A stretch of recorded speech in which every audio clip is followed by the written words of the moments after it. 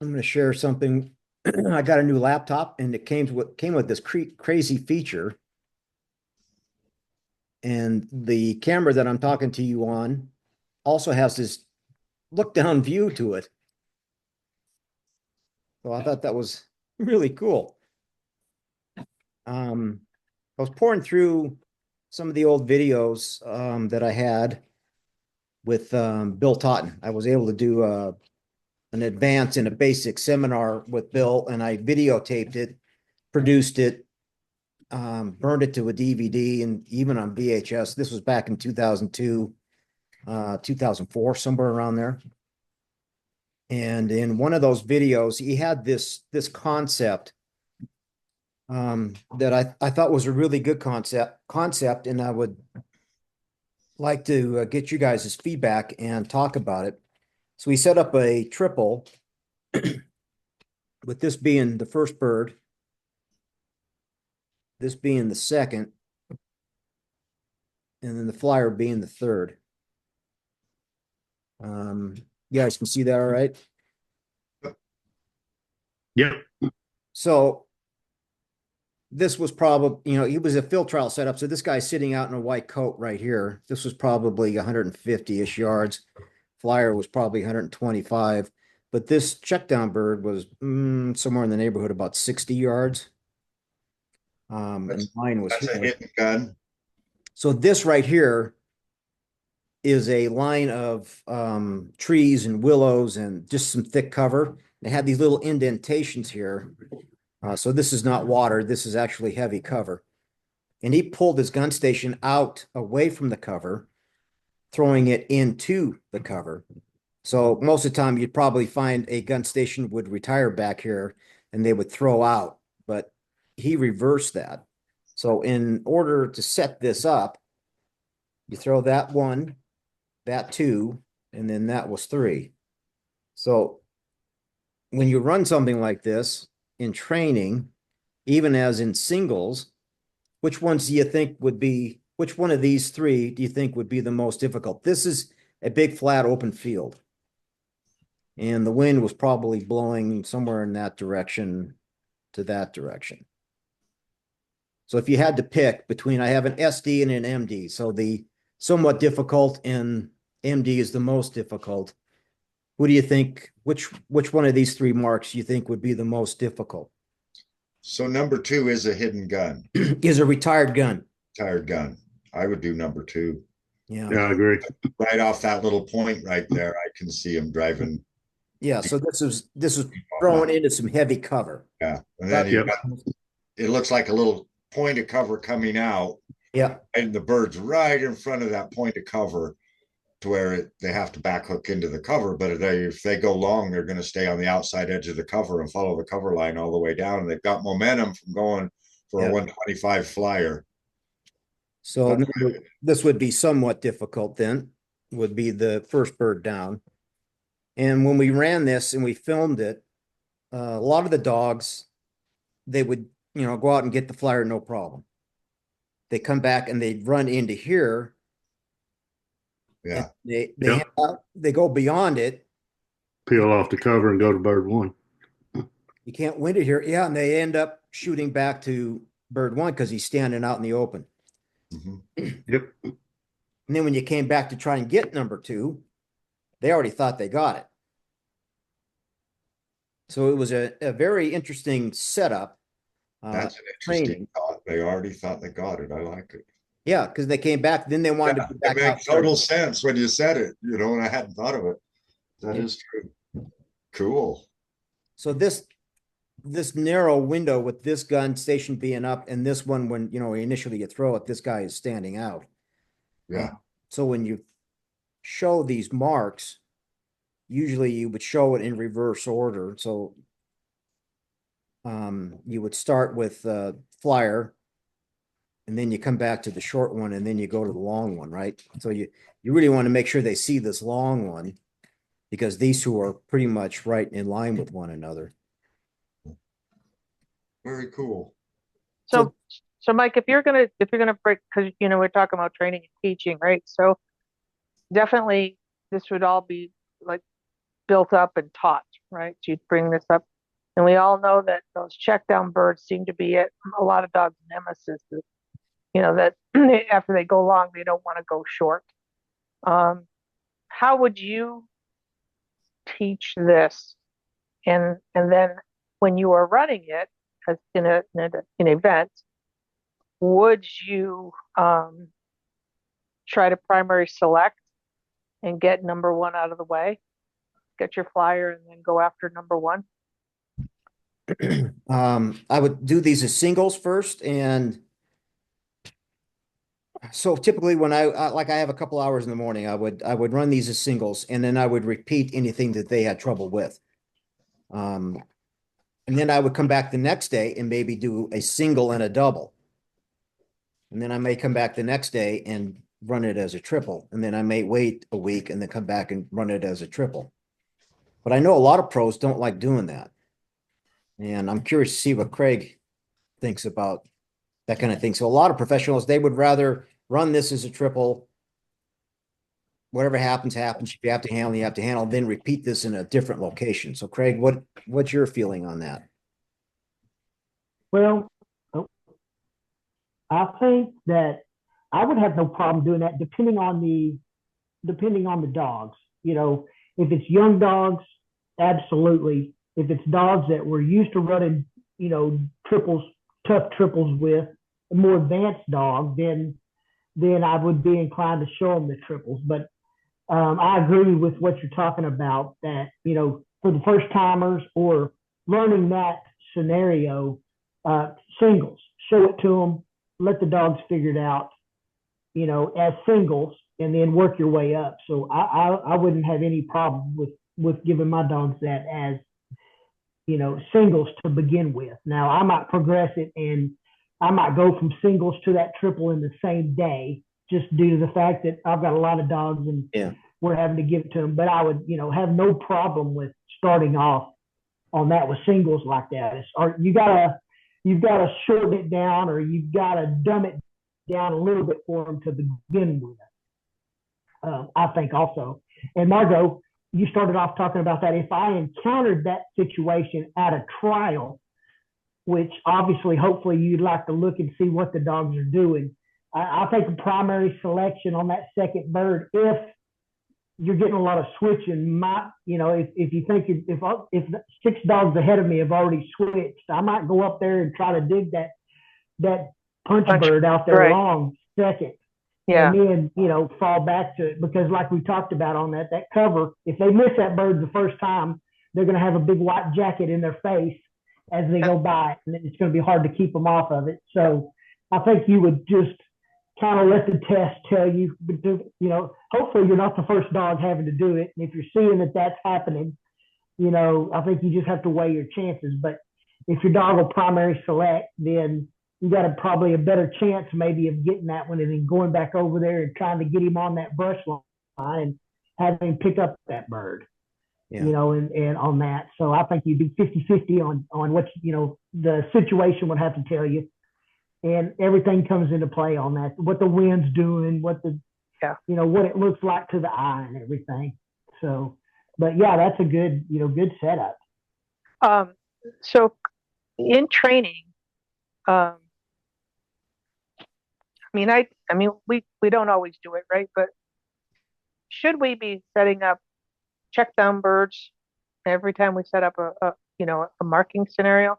Well, it might be a concept that we're doing. Like in that particular case, it was kind of like a hip pocket kind of a bird. But should we really concentrate and make sure we try to have more check down birds, or like you have the KDR drill or key relationship drill, where you might try to incorporate some of those check down birds in that drill setup. And I know I'm guilty of not doing it all the time. I might throw a single and then run a blind, but I think we're remiss in not putting those check down birds out there consistently. And that's just me from some of the stuff that I've been seeing on some of these online training courses that I've been taking, specifically Clark Kennington's course that he's doing with his advanced classes. I mean, you can see they do a long bird and then they do a check down bird, and he'll make it even more difficult because it's tight and they're just not comfortable. They're not comfortable doing it. And so, I think we're missing that opportunity to teach.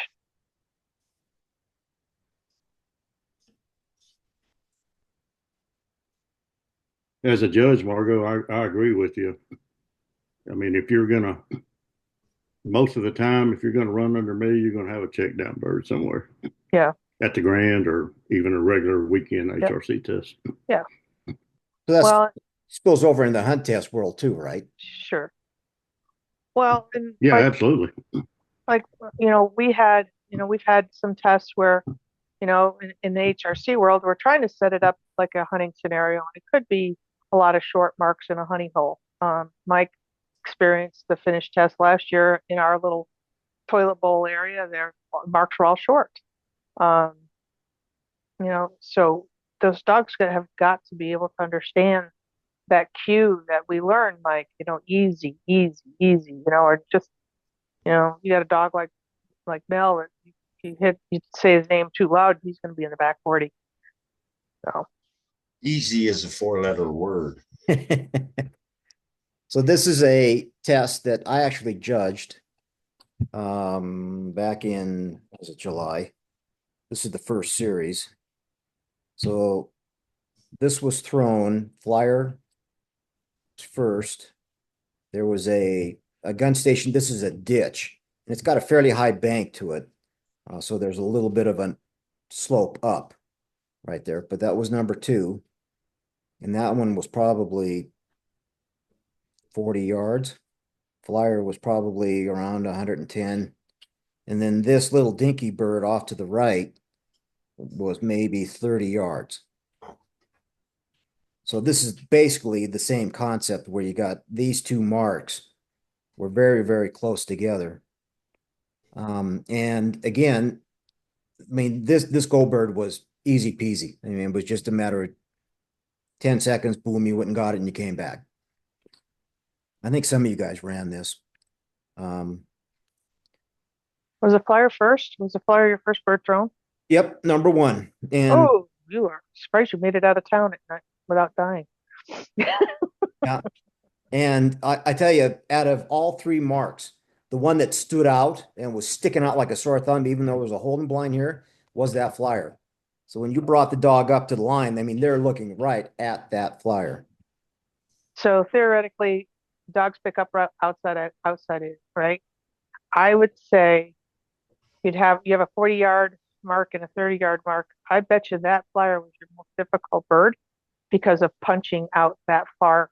And I know exactly where you did this. You were in the Bob Sparks field, weren't you? Yeah, exactly. Yeah. So the flyers were landing anywhere and everywhere out here. I mean, yep. the flyer did have, there were some hunts in there, but it was equally as difficult from the flyer to this check down. Really?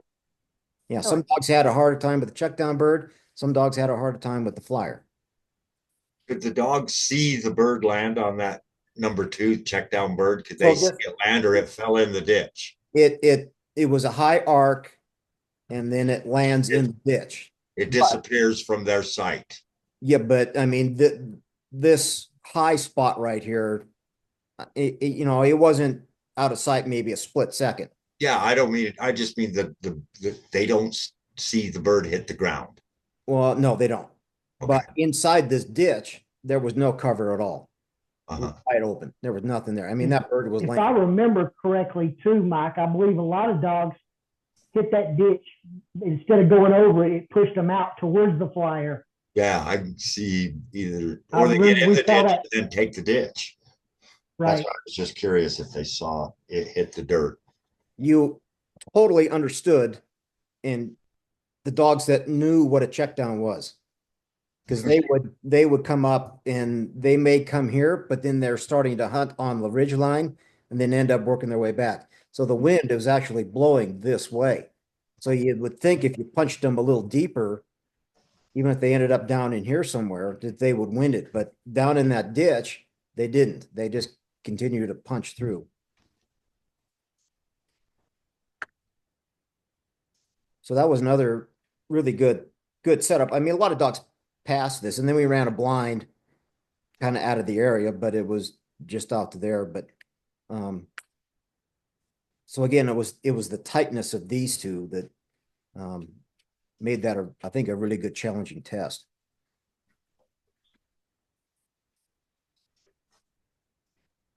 Mike, why do you think the second bird was so difficult?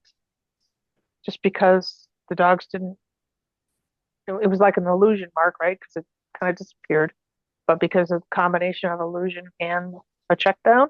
I think it was because even though that flyer was retired, there were two holding blinds spread out and it's sticking out like a sore thumb.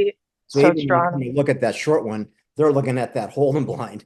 And then Right. you got to cue them like, hey, check down, easy, right here, easy. Right. So Jennifer, do you have any training issues you want to address? I have so many issues, I don't even know where to start. Okay. uh, Let me think. So, one of the big things that I am personally struggling with one dog is he does the water freaking that some Chessies do, where he will start swimming, um, either for a mark that he knows is there, or for a blind, and he will start dunking his head under the water, pulling it up, biting the splash, and continuing. But when he does it, he totally checks out and he starts spinning in a tight circle. And I can't break that pattern.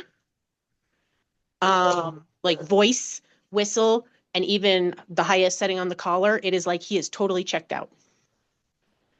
This is at Chesapeake. No, it's a toller, but it's called water freaking, and it's something that is more common in Chessies in general. But just something really weird that if you guys just think on and it comes to you or you have any ideas, I'm totally open to. Longer watermarks, shorter watermarks on both? He could be 50 yards out and you might think that he's losing confidence and that's why he does it. And then sometimes it is 2 feet in the water. So is it with birds in the water or just swimming in general when he gets in the water? So it is when there's a mark, a blind, or if we happen to be passing a body of water and he goes in it. And so we've started eliminating that. Like there is no playtime in water because we don't want to encourage that. But it's something that he just instantly starts doing. It's super weird. Jen, have you tried giving the dog a larger target that he can keep his eyes on when he's in the water? Even if it's a big jug or a big white mark or something like that, it sounds like he's losing contact with his mark. And like you said, the panic sets in. Have you tried giving him a bigger target that he can really see the whole way to maybe help his confidence? Yep. So we have left the wingers out in the open on the shoreline, and I'm here in Wyoming, so we don't have a lot of vegetation. I've had people stand at the winger. I've set up a huge pile of white bumpers. Sometimes I will have a beautiful bird land white breast up in the water. I mean, it is like a flag out there. And it's like, I wouldn't say, there's definitely times where I'm like, man, is he just not confident and he's just losing track? But then other times it's almost like he's super reactive to his surroundings. So like while he's swimming, that bird might be right out in front of him and it couldn't be more obvious, but he is head swinging and like every bird, every sound has him like switching directions and looking around. I even went as far as, because he has white feet, dyeing his feet brown, thinking that like seeing the white feet flashing under the water was like catching his attention, but that didn't change anything. Does he do it on blind retrieves too? He does it on blind retrieves. We're working with the only time he doesn't do it is after he has gotten a mark or a blind and he has it in his mouth and he is swimming back, then it is a direct line back. Something secure in it. Something's freaked in the water. It is. I actually witnessed it this past summer when Jen was training at the grounds. So Jen, I'm wondering if, and it might just be, getting him through this. I don't think you can do anything with it with blinds until you can straighten it out on marks. But I might suggest that if you are throwing marks and the person that's throwing the mark, if they even see him start to get in that zone, just a hey, and throw another mark, just kind of break the cycle. I agree. Yeah. Yeah, Yeah. I agree. Break the cycle, because it's no different. If you think of it, it's kind of no different than popping, right? Or hunting short. So what would we do? We would help him. We would we would give another hey, or even before he does it, throw another mark. Just pull him, and don't allow him to do it, because it's like he's almost feeding off of himself doing it. It's like he's on some kind of quack. He's on quack. Yep. So that's what I would suggest, is that you reverse back and go back to basic. Even if he is thinking a direct line, throw another mark. Right now it's kind of tough, but your water's frozen. Well, I'm actually I'm taking him down to Texas here in a week and a half, and I'm going to leave him there for 3 weeks with Will and Rochelle so that he gets water time. And I would suggest that I'll probably be talking to Will, because he's helping with the SRS, and that would probably be my recommendation, that just keep doing it. He might, and then once he's consistently just going to the mark, and it's specifically on water, he's not doing it on land, obviously. It just sounds like it's he's gotten in a rut of this is, in total, that's kind of their MO, right? They're designed to play in the water to toll in ducks, and he needs to understand that's not what his job is. He needs to get there. And then maybe if you break it out of the marking situation, it should flow into the blinds. Just keep your water blinds real basic. Yeah, I was thinking Will has one of those Mr. Peekaboo things. I was thinking about getting that because I don't have a lot of people to train with, and having it set up so that I could wave that white flag and stuff as catches attention as soon as he looks away. Yeah. Just that, like, as soon as he hits the water, throw another mark. Just keep him driving. Eventually, you won't be throwing as many. Yeah, but I think you just gotta break the cycle. He's like in Xanadu. He keeps going around the circle in Xanadu. Yeah, it's just like a little neurological issue that it's just so hard to break. Yep. But I don't want to break his confidence down by just correcting him, because he's you're not. It's not like he's doing something wrong. This is all going to be all positive. You're just going to be a ton of positive reinforcement. And as soon as he gets that bird, like, good dog. And even have that person out there saying, good boy. Yeah. It's a little bit of a crutch, but eventually you start to back it off. I would do exactly what Margot's saying. I will certainly give it a try.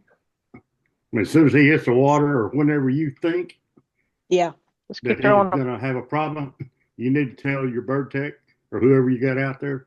If you got a radio, say, throw another one.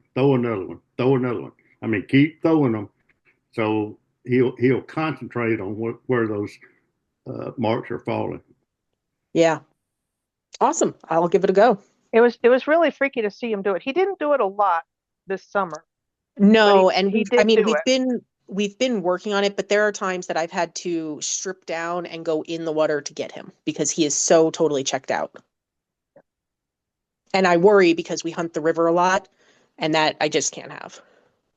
Did you take him to the vet and get his thyroid or anything like that? Anything medically that you could? Yep. So he has some type of a liver problem, and a bunch of his litter mates had liver shunts, but it is something. I was talking to a bunch of Chessie owners, and they said that it can be an actual neurological problem that they zone out.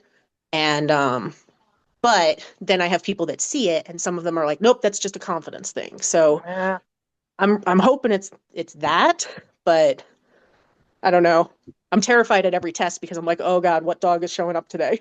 He's either like dead on or suddenly he's swimming circles and I'm like, yep, there we go. To me, it sounds like a confidence deal. I've seen him Yeah. work. He's a beautiful working toller. He really is. When he wants to be a team player, he is absolutely stunning to watch. He's so pretty. He's red. He's got white on him. I'm like, oh, I could sit there and watch him all day. He's stunning. Yeah, that's why usually when you see weird stuff like that, it's usually, Medical. well, yeah, Yeah. if there's something going on, it's an imbalance somewhere in the, Yep. Well, Mike and I went through that with thyroid issues with both Yeah. of our dogs. yeah. Hmm.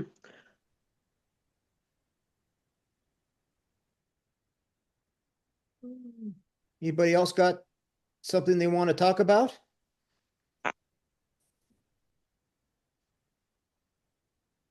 I'm working with the Chessie that does the same thing in the water, so that was a good discussion. You're working with a Chessie Mhm. Just a Oh, friend's, in your a group? friend's Chessie, yeah. Oh, I see. Yeah. We've been trying and oh wow, there's a good one, there's a good one. Wow. We've done that with the birds, and pickup dog loves it. I bet. He gets to go out there and pick up 5 other birds that we took to get that one out of there, you know. Yeah. Been doing the same. And it's helping. But it's just like Jennifer said, oh, we're making progress. And then later, 2 more of them, no, he's just back freaked where he was. Like, this doesn't make sense. Why are you doing this? And it's a complete checkout. It's hard to even get him to come to you. Hmm.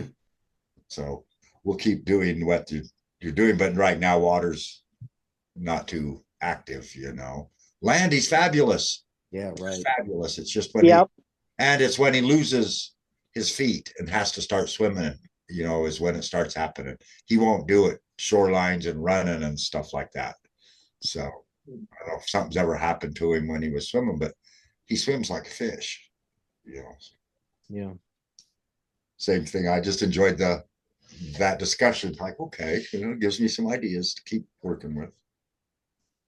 Where's this, Mike? Can you see that?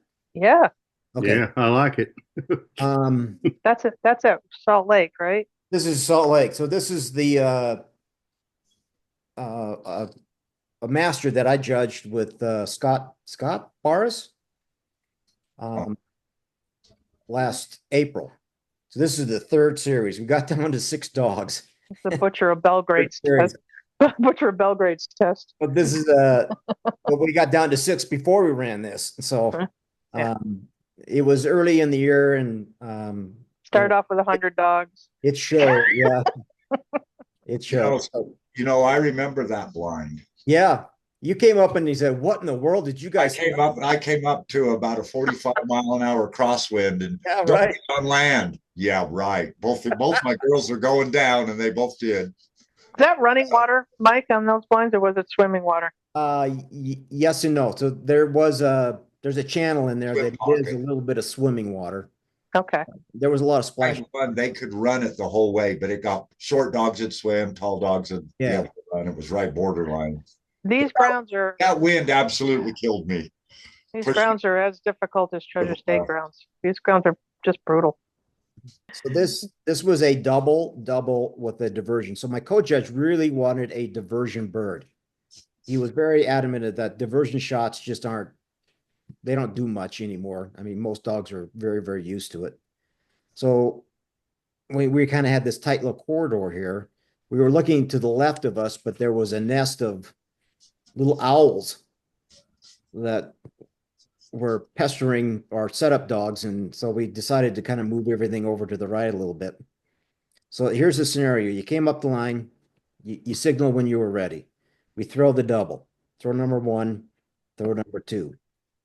I give the dog and the handler a number and they're on their own. But the first thing they have to do is run blind number 1. They can't pick up any mark. They have to run blind number 1. So in the hunt test world, this is about as close to a poison bird as you can get. Yep.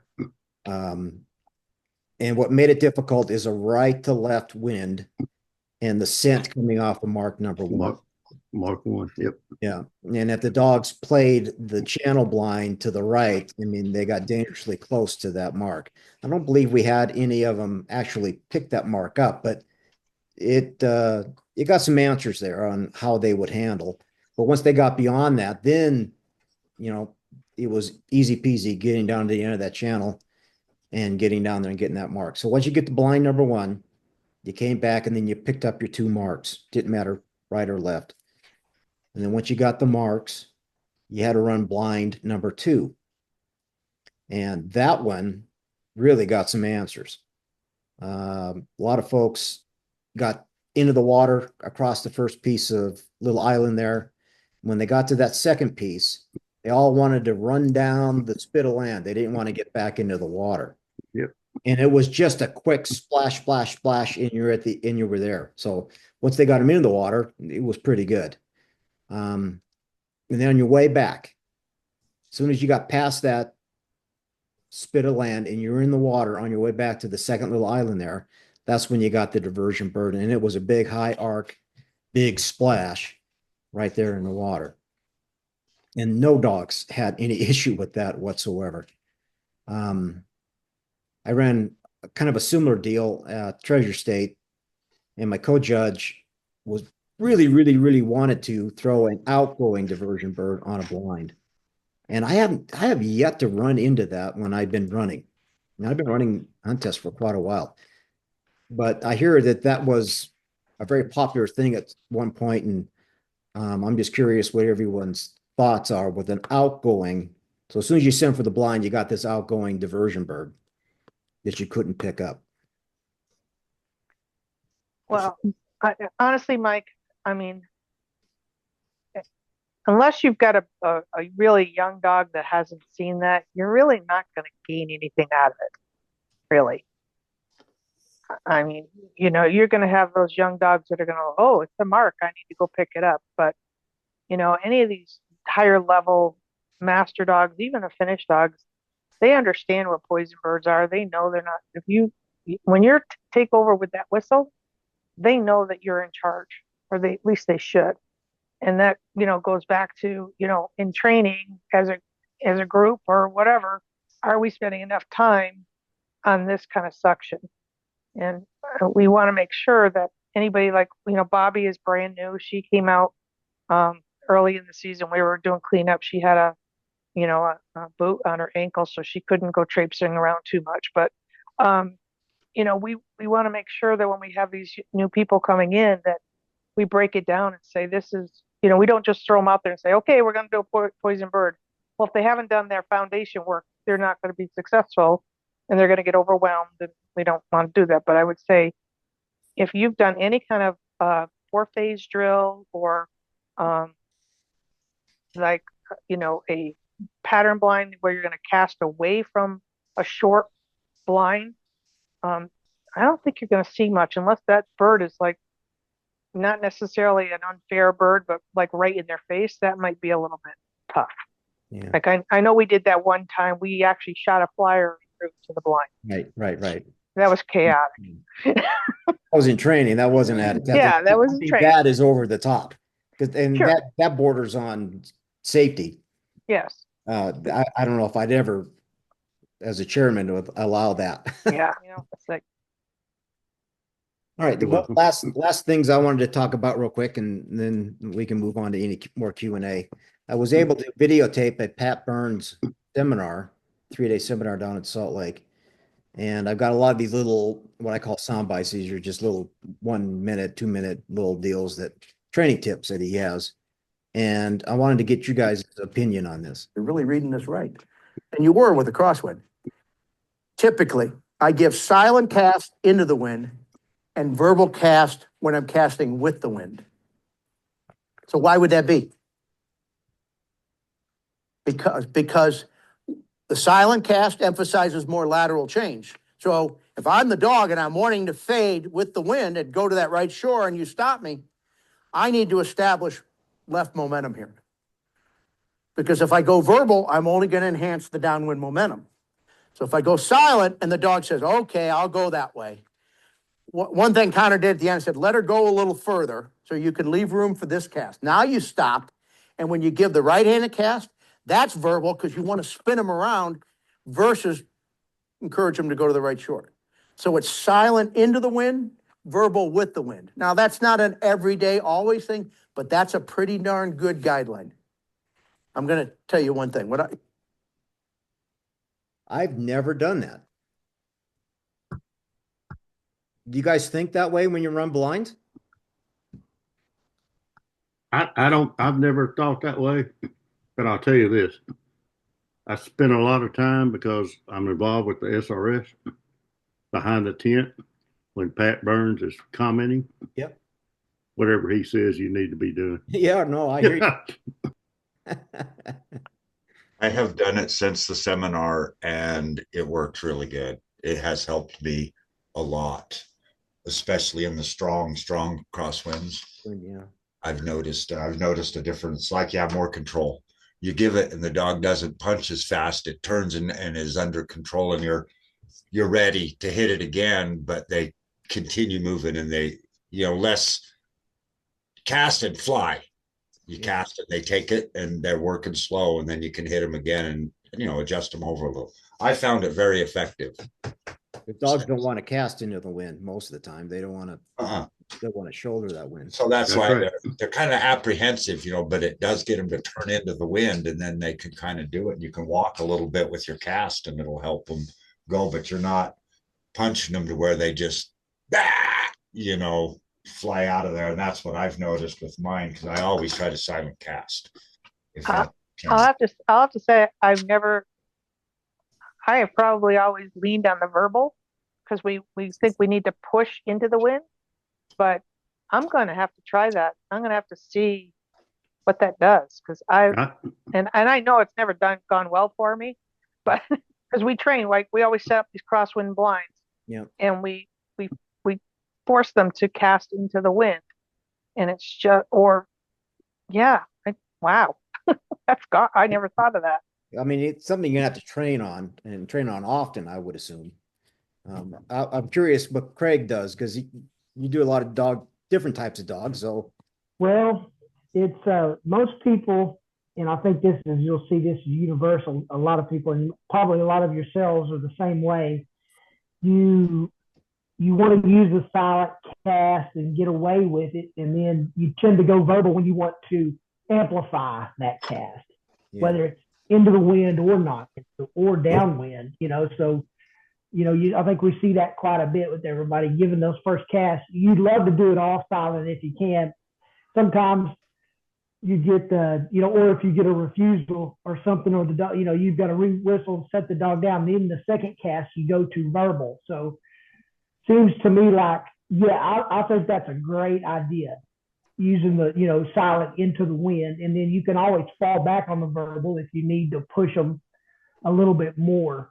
But into that wind cast, that's the hardest cast there is. That's just a given on that. Yep. Getting the dog to fight that wind up. So I think if you start off early on teaching those dogs that, then you've got that you've got your verbal to fall back on. On that. But I think that's a great idea. So I myself am guilty of starting off same thing like I was talking about. If the dog will take the cast silent, then very good. If I have to ask them again, then you start, next thing you know, you're screaming at the dog, your backs are getting louder and louder on it. So, I think it's going to be dog specific for a lot of people, but if the dog will cast into the wind good, the downwind should take care of itself. Yeah. Yep. Well, I'm curious. I'm gonna have to try that, because it's been forever since I ran an opener and amateur, and but to remember to do that when you're running a 300-yard, 400-yard blind can sometimes be like, oh crap, I should have done that. But anyway, it's something that when I heard that, it's like, I've never thought of it that way. Never thought it's a good tool to have if they'll do it, Yes. To have in your pocket for sure, especially early on if you've taught it. Yeah. Because like you said, you get out there at 350 yards with the 30-mile-an-hour crosswind, then you'll take anything you can get. out of your dog at that stage. So, Right. ideally they'll do more casting silently, because once they get out there so far, it's going to be hard to hear you anyway. So they really need to have that ability. So I see. Yeah, I agree with that, Craig. I think most people, from a judge's standpoint, from what I see, most handlers abuse that. They don't do what you just said, and Yeah. they don't have that bullet in their pocket because they overuse it when they don't need to be using it. That's a good. That's exactly right. Teach the dog to watch the hand. And like I said, then if you need to get their attention, or you really need to emphasize that, then your voice, because the bad thing too is when you get 300 yards out there, the voice command is going to get there a 3 count after you give them a signal. Absolutely right. So they've got to be because if you give them a signal and they just sit there, now it's almost like they're refusing a cat. They're waiting on the sound to get there. Yep, you're right. The other thing's how much voice inflection do you put into your cast, and how fast do you yell back? Is it a back or is it a back? Just to get it to be a little more under control, or you really need punch. You hammer that back fast and hard with a straight, or an angle back cast, and punch him hard that way to get him to move quick, or drag it out a little bit with a little step into it, like settle in, dude. Don't overdo it here, but Right. only need a little to find that keyhole, but I need you over into the wind, Yeah. Well, it depends on how strong the wind is too. You're even going to hear your back. Yeah. Right. Yeah. Or your sit whistle. Yeah. Right. And how long is it going to take them to hear it? Yeah. Exactly. Yeah. Give your verbal 2 seconds before you put your hand up. Yeah. So they kind of arrive at the same time. Yep, absolutely. And plus, I think sometimes the judge can hear the desperation in your voice. And sometimes that carries over to the way your dog is judged. Yes, they can. So Randy Bond has a book out, and I know, Mark, you started to kind of go through it. I've borrowed it from somebody. I'm gonna, Michael doesn't give voice, but he's a little squeaky, and I don't even want to deal with it. But it'll be something I can work on. And how far into that book did you get, Mike, before you gave up on it? Well, I didn't give up on it. I just, the weather has gotten in my Weather gave up on you. my weather gave up on me, but I started doing things a little differently. And the bigger issue that I have with both my young dogs, I can train all by myself and they're fantastic. Well, if I get into a group, oh Yeah. my God, they just go bananas. I mean, Yep. like, where did that come from? They're Yep. they go crazy. But I've been doing a lot more obedience, a lot more stricter obedience. And even though I think I was pretty confident that they had a really good, solid, basic obedience and basic program, I mean, I took my time. These dogs have not ran basically anything but one derby, and that's it. They're not learning bad habits when they've been very, very young here. So I'm taking my time, and I came up with this woo-saw drill. I don't know, you probably saw that on my YouTube channel. And Yeah. basically I did is I put both dogs on a mat and I sat up just a little bit behind them. And I got 3 marks out there. They're about 30 yards out from the line and about 20 yards apart. And they're big white diamond at them. And I got my bumper boys sitting there. Right. And I'm blowing a duck call. And then I'll blow a duck call on one behind me, one out in front of me. And nothing happens. And for half an hour, I'm sitting there just making them chill out. Right. Just making them calm down. I'll launch a mark every now and then. If one of them's whiny and creeps, they don't get to go. The other one will get to go. Right. And Yeah. I just keep doing that back and forth, back and forth. I was making some pretty good progress there right up until the weather stopped me. Right. Because I mean, that's really a lot of it, right? We get to our training groups, even our training day, and we take the dog off the truck, and we need to follow a routine, whether we're training or we're at a test. We need to take that time, in the holding line and make them chill out. Just, Yeah. You're not going to get anything. You wouldn't allow them to get away with garbage like that in the house to get a cookie. Why do you let them get away with it in the field? Yeah. So, it's, it's an ongoing process. I mean, you really have to, and you don't want to, like, everybody, oh, I don't want to hold everybody up. No, no, no, no, no. If you don't get it right in the training group, you're never going to get it right when you're in a test. Yeah. So that's the message. It's like, my biggest thing is like, I don't care if I have to have you rethrow the bird 3 times, or I have to, because if I'm getting movement at the line, they're getting nothing. I mean, they're just not going to get it. So, And Craig saw a little bit of that this past summer. I mean, when I come to a training groups, my dogs were really ramped up.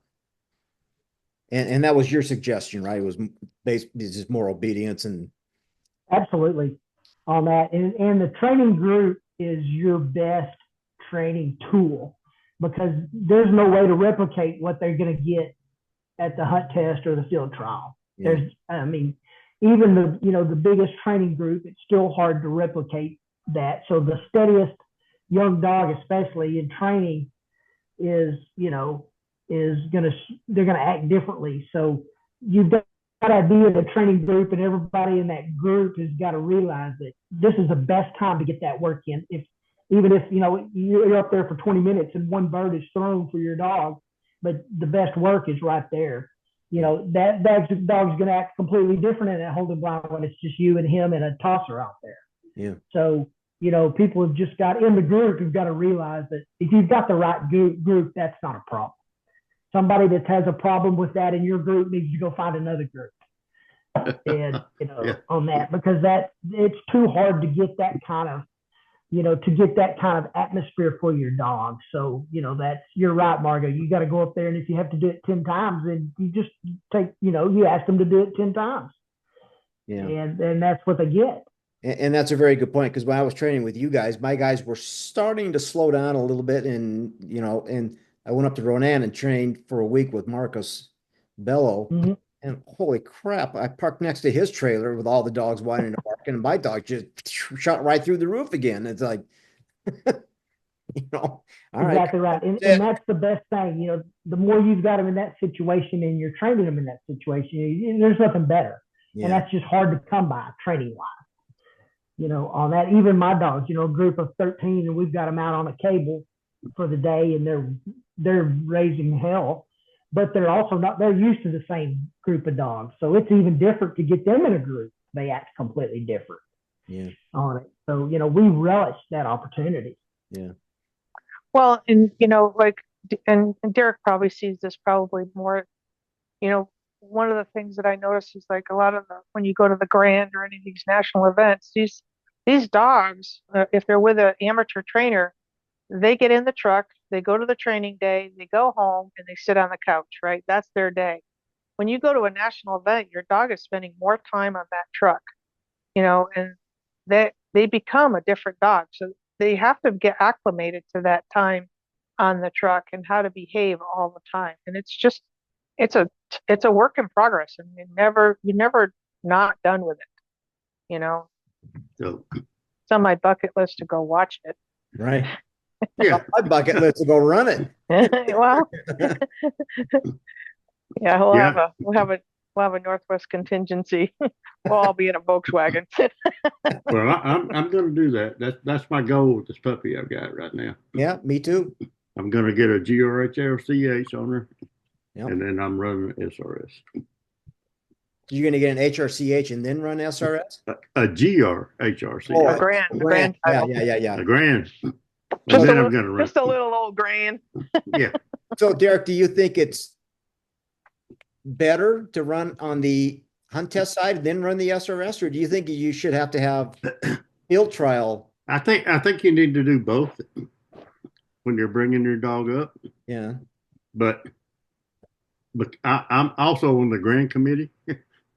So my big deal is, and I hear this criticism all the time, well, you're on the grand committee, but you don't have a GRHRCH, which there's no qualification. You don't have to have that. Be on there. If you did, you would have no judges. Uh-huh. You don't have your doctorate degree, huh? But I'm going to prove everybody wrong. Yeah. Right. So I'm going to get that. And I probably run some I might run some field trial stuff. Mhm. My problem right now is I don't have any good grounds. I used to have some good grounds, so I'm trying to work that out.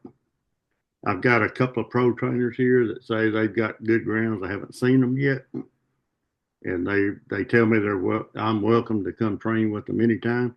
Yeah. However, I know what that means. I'm gonna train for 10 minutes Throw. and throw birds for 2 hours for them. So I really, even though I'm retired, that's not what I want to do. Yeah. So I've got to figure out something different.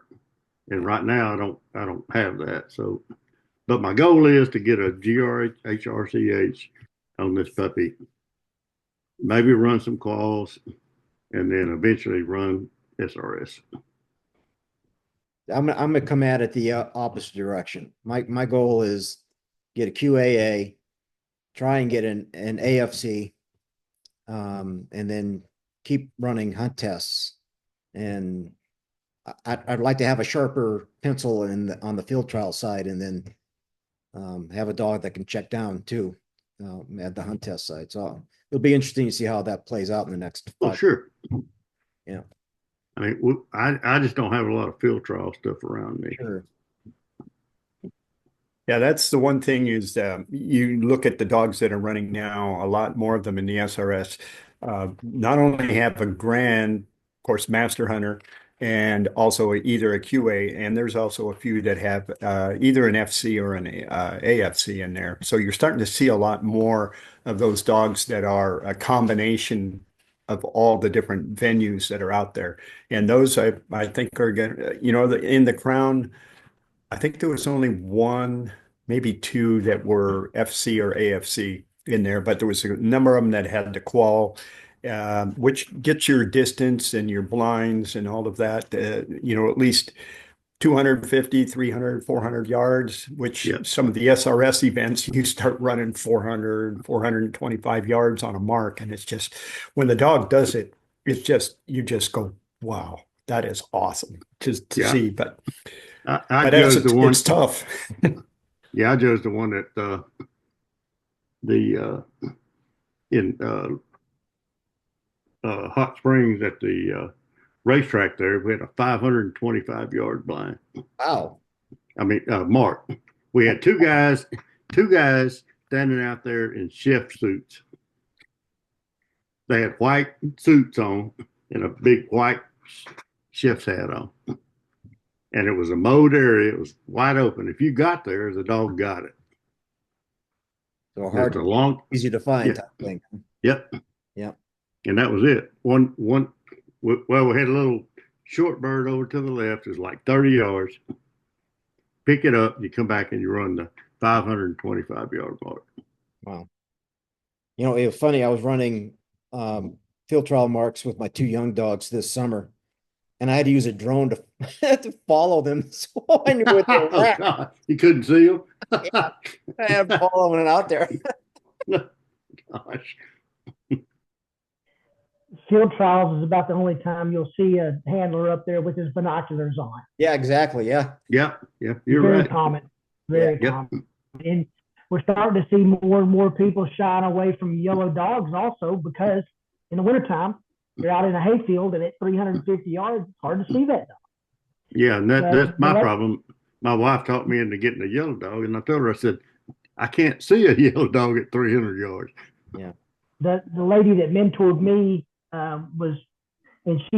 most of her training was back in the pre-collar days, and in the field trials then they would take the yellow dogs and paint a big pink stripe down their back or an orange stripe down their back so you could see them at distance. Yep. I've seen that too. It's just, crazy. But yeah, being able to see the dog and react to the dog is pretty big in that situation. So we're seeing it go in a little more, all black a lot of times. Yeah.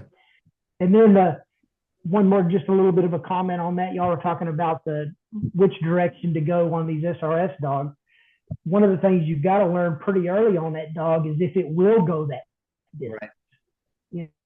We do that with the Derby dogs. That's one of the first washouts we get is a lot of dogs that won't go that distance. And it could be because they don't have the confidence. It could be they don't have the eyesight. There's a lot of different factors, but that's one of the things we try to learn early on is, will the dog actually get out there, make it out there to that 400 or 500 yards? Yeah. And so, you don't want to get 3 years into it before you realize the dog can't go that far.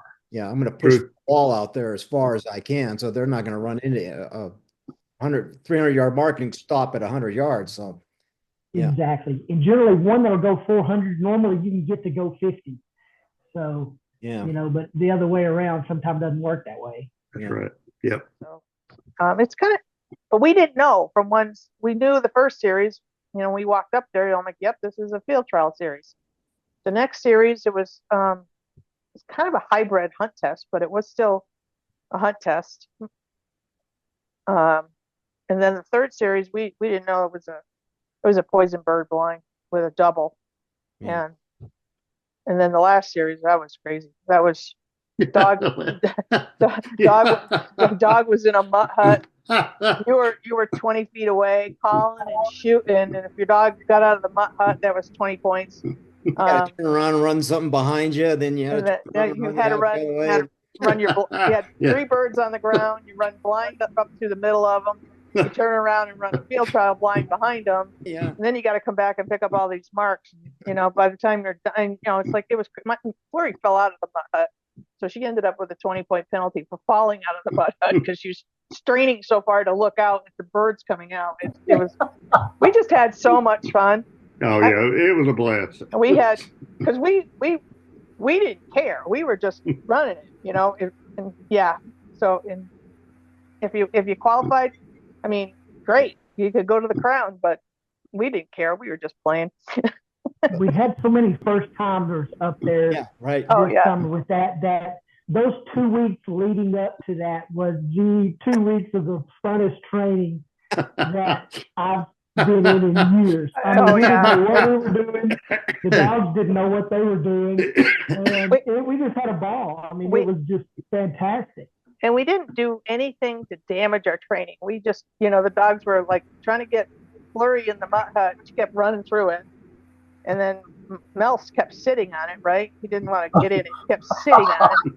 I thought he was going to break Mike's mutt hut, and I was going to have to buy him a new one. He's such a moose. We just had a lot of fun, and that's why we're doing it. We're just, if we go and our dogs qualify and we can go to the crown, great. But we just want to go and have some fun with our dogs.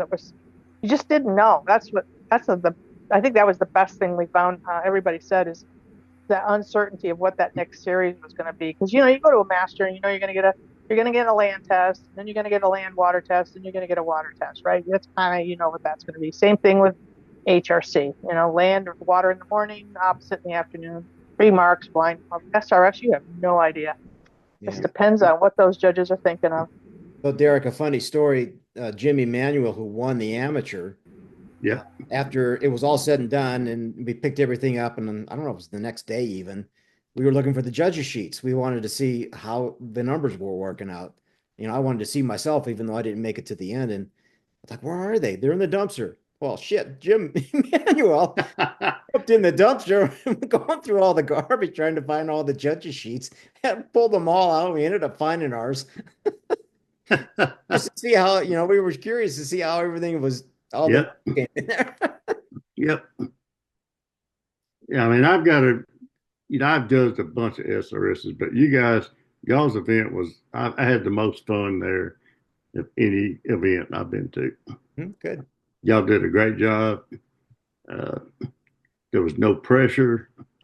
The judges did great. I think the judges had a good time. I think, and Tony was a great one to bring out for our first SRS. And Carrie knows the grounds, and it just worked out really well. But Wanda, if you get a chance, come on over and just watch it. Just come over and watch, because it is it's kind of crazy. You almost want to say, well, shoot, I can give that a go. Yeah. Well, if we have one, I won't just come watch. If I go all that way, I'm going to enter. So if it's that crazy of a group and it's that fun, then yeah, count me in. I'd go for that. And honestly, you go to some of these SRS and the big players, they're not sharing secrets. we're sharing secrets back and forth. And well, if you do this, you're not going to lose this many points. And we're coaching each other through the dang thing, because it doesn't really matter. That's what. Yeah, if it's a group type fun event, then yeah, I'm in for it. It was. Yeah, we had a lot of fun. I mean, and they were very generous with us. If your dog picked up the poison bird, you weren't out. You weren't. No. But I can guarantee you that will not be the case this year. Yeah, that's another thing. I mean, and we talked about that. You know, we got a new club, so the judges were fairly lenient, especially on the first two series, about putting you out. If you run one with some of the big guys that are running, it won't be quite that way. But our deal is we like to grow in places that we are not. We don't have a lot of events out west. Yeah, exactly. And so, if we've got new pros or new amateurs, we're going to give you guys a chance to showcase your dogs and your dog's ability. And that's what we're all about. I mean, we're looking for the best dog as an amateur and a pro. And you need to understand that you're not competing against a pro. It's two different divisions. You're running the same test. Yeah. But you're not. It's a different division. Yeah. And so, that's a pretty big deal too. Yeah. I think. We just had fun. I mean, we attempted to do this several years ago, and I mean, we learned a lot. Knowing what we needed to have for equipment available and for setups and that kind of stuff. And so, just a little more clarification now going into this. So I've got Will Patterson and Jim Emanuel and myself are going to kind of co-chair it, but my name's on there as the chair just to keep it simple for communication reasons. But because I wasn't sure what my mobility was going to be, but I should be fine by then. Good Lord, if I'm not fine by then, I'm going to dig a hole. Yeah, that's a good idea. Yeah, I talked to Will about every 2 weeks.